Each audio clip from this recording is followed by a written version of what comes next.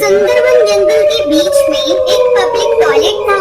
उसमें एक भूतिया टोनी चिड़िया की आत्मा का साया था। छी छी छी, इन पक्षियों ने मेरे शौचालय को कितना गंदा कर रखा है। मन करता है इतना मारो कि इनकी गाल लाल कर दूं। तभी वहाँ पर एक बंटी कबूतर हाथ में लोटा लिए वहाँ आता है। उसे देखकर भूतिया टोनी चिड़िया की आत्मा बोलती है, अच्छा तो एक मुर्गा और आ गया, इसको नहीं छोड़ूंगी। इन पक्षियों ने मेरे शौचालय को बहुत ही ज्यादा गंदा कर रखा है। ये शौचालय सिर्फ और सिर्फ मेरा है।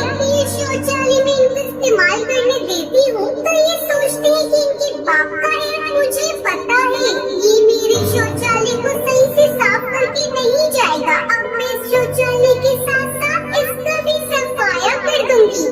इतना कहकर वो भूतिया चिड़िया गायब हो जाती है और तभी बंटी कबूतर लोटा लेकर उस शौचालय के अंदर चला जाता है। वो टॉयलेट में फ्लश का बटन नहीं दबाता और सीधा दरवाजा खोलकर बाहर की तरफ जाने लगता है। तभी उसे जोर जोर से हंसने की आवाज सुनाई देती है। कौन है रे? मुझे इस तरह कौन डरा रहा है? तेरी मौत तुझे आवाज लगा रही है। तू यहाँ पर टॉयलेट करके जा रहा है, लेकिन तूने फ्लश को नहीं दबाया, इसी वजह से तुझे मरना होगा। इतना कहकर भूतिया टोनी चिड़िया की आत्मा उसे टॉयलेट में डालकर मार देती है। उसका लोटा बाहर गिर जाता है। ये देखकर भूतिया टोनी चिड़िया की आत्मा हंसते हुए बोलती है, अब मैं यहाँ पर किसी को भी नहीं छोड़ूंगी।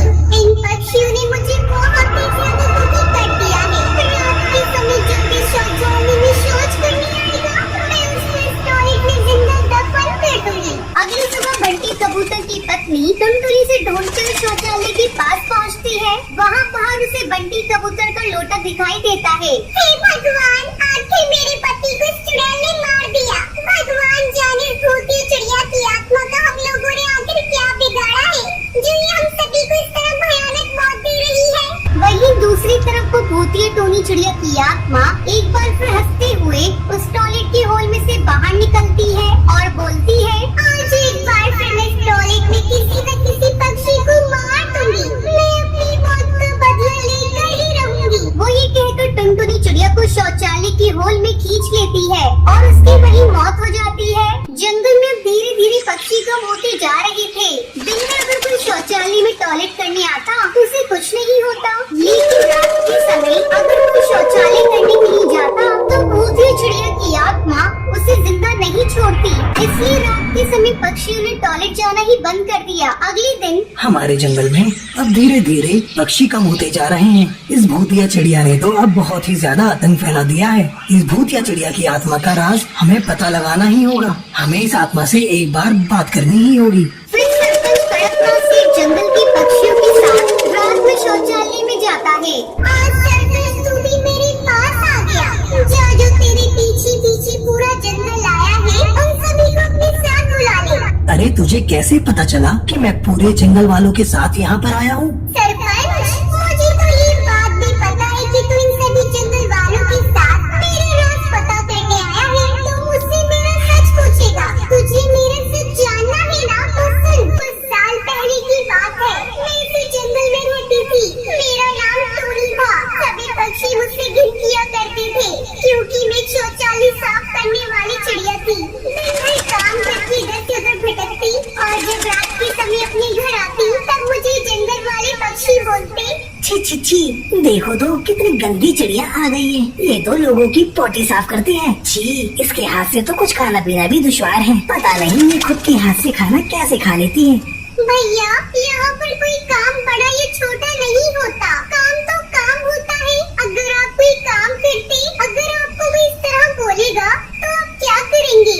ये कहकर टोनी चिड़िया वहाँ से चली जाती है। कालू कौवे को अपनी बेइज्जती महसूस होती है और वो उसका बदला लेने के लिए रात के समय कालू कौवा टोनी के घर में आता है और तकिए से उसका मुंह दबा देता है। तभी टोनी चिड़िया मर जाती है। उसको मरा हुआ देखकर कालू कौवा उसे टॉयलेट में गाड़ देता है। तब से ये शौचालय मेरा घर बन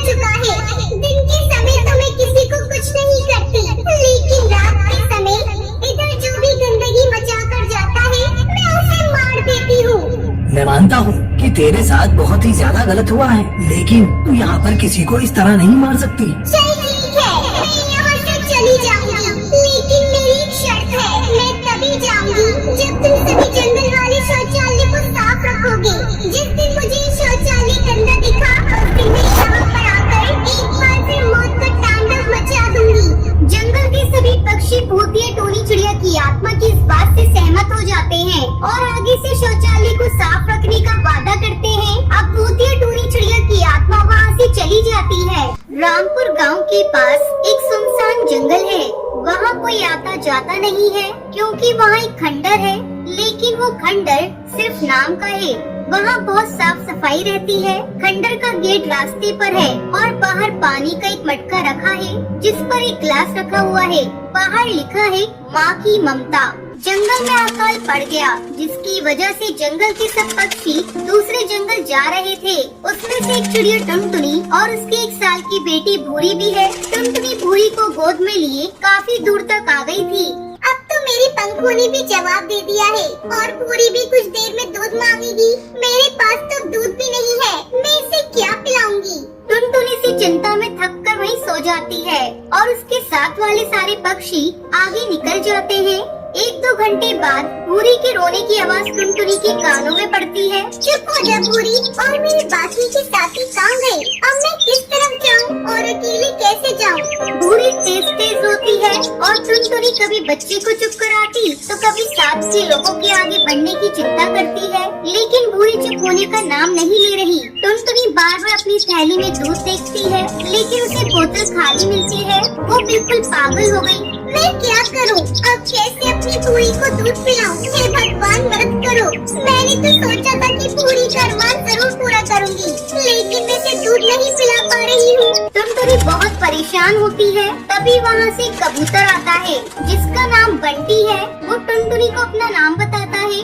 मेरा नाम बंटी है और आप बिल्कुल परेशान ना हो। आप मेरे साथ चलो, मैं आपके बच्चे के लिए दूध का इंतजाम करवा दूंगा। तुम इतने छोटे हो, तुम कैसे कर सकते हो?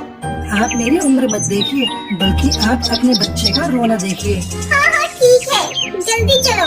बंटी टुनटुनी को अपने साथ लेकर उसी खंडर के पास पहुंच जाता है जिस पर बाहर माँ की ममता लिखा है। मुझे बहुत तेज प्यास लगी है, मैं पानी पी लेती हूँ और भूरी को भी पिला देती हूँ।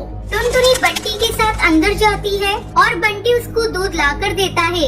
टुनटुनी भूरी को दूध पिला देती है और भूरी सो जाती है। तब टुनटुनी को कुछ होश आता है। ये कहाँ आ गई मैं? ये कौन सी जगह है और बंटी कौन है? मुझे यहाँ कोई दिख क्यों नहीं रहा है? तभी तेज हवाएं चलने लगती है।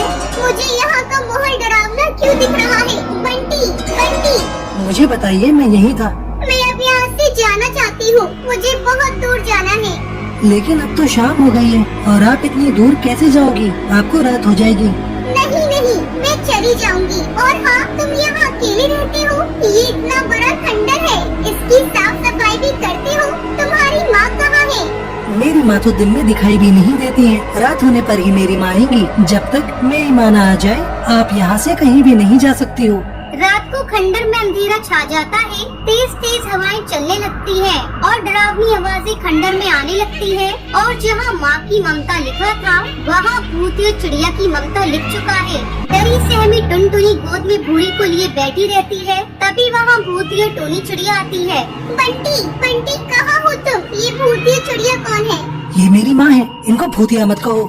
मुझे तो शक जब ही हो गया था। मुझे यहाँ से बाहर जाने दो। अब तू यहाँ से बाहर नहीं जा पाएगी। मैं तुझे जिंदा नहीं छोड़ूंगी। मेरा एक छोटा बच्चा है, उसका क्या होगा? मुझे मत मारो, मुझे जाने दो। बच्चा तुम्हारा मैं रख लूंगी और तुम्हें यहाँ से भेज दूंगी।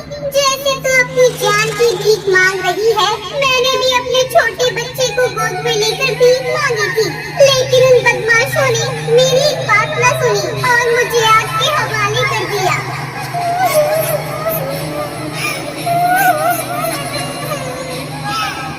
लेकिन मैं आग में जलते हुए उनके पीछे भागी। तब उन्होंने मेरे बच्चे बंटी को जिंदा छोड़ा, लेकिन आज वो भी बिना माँ के घूम रहा है। मैं तब से किसी को जिंदा नहीं छोड़ती हूँ। मेरे बच्चे के लिए मुझे छोड़ दो। मेरे पास 2 रास्ते हैं, जिनमें से एक अपनाना होगा। मैं तुम दोनों में से एक को मारूंगी। अब तो खुद मरना चाहती है या अपने बच्चे को मारना चाहती है? आप मुझे मार दो।